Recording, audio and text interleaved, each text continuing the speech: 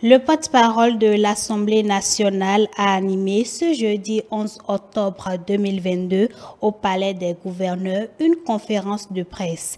Il était question pour James William Gbagidi de faire le point des lois votées au cours des 3e et 4e sessions extraordinaires de l'Assemblée nationale et d'apporter quelques clarifications au sujet de certaines lois qui ont soulevé dans l'opinion publique certaines incorrections de langage. Le compte-rendu de cette sortie médiatique avec Émeric Okopeli et Prudence Kousouran.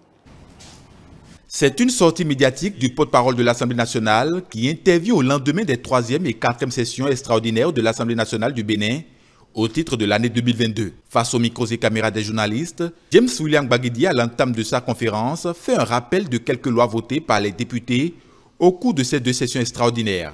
Le gouvernement a fait la proposition ou a pris l'initiative de la création de cette Cour spéciale des affaires foncières et en a demandé la formalisation par voie législative à l'Assemblée nationale qui a donné suite à cette volonté. Nous avons également connu le vote de la loi 2022-17 qui a modifié la loi votée en 2021 portant protection de la santé des personnes en République du Bénin.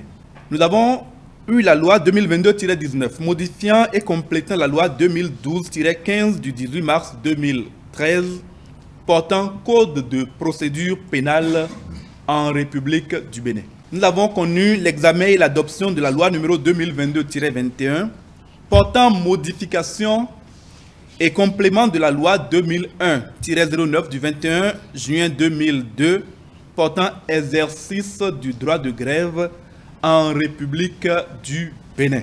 Dans une démarche pédagogique, le conférencier va s'attarder sur les incorrections de langage liées au contenu de certaines lois. Des incorrections qui ont commencé par insinuer au sein de l'opinion publique une compréhension erronée des dispositions législatives nouvelles, en l'occurrence celles relatives à la loi numéro 2022-19, modifiant et complétant la loi numéro 2012-15 du 18 mars 2013, portant code de procédure pénale en République du Bénin, tel que modifié par la loi numéro 2018-14 du 2 juin 2018.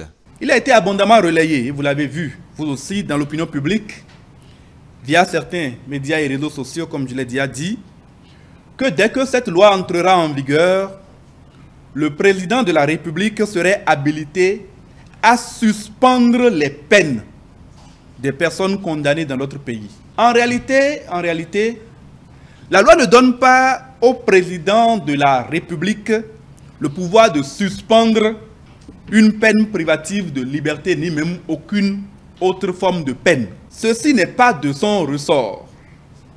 Il s'agit plutôt de la suspension de l'exécution de la peine. Ce n'est pas la même chose. Des préoccupations relatives à la loi sur la création de la Cour spéciale des affaires foncières ont été également abordées dans l'exposé du porte-voix de l'Assemblée nationale. Les communes du Grand Nokoué ainsi que Toribosito sont les communes dans lesquelles on retrouve le plus grand nombre de cas de litiges liés au foncier. Là où ça démange le plus aujourd'hui, Boumekelavi, Toribosito et autres, quand vous achetez une parcelle, vous n'êtes pas vraiment tranquille.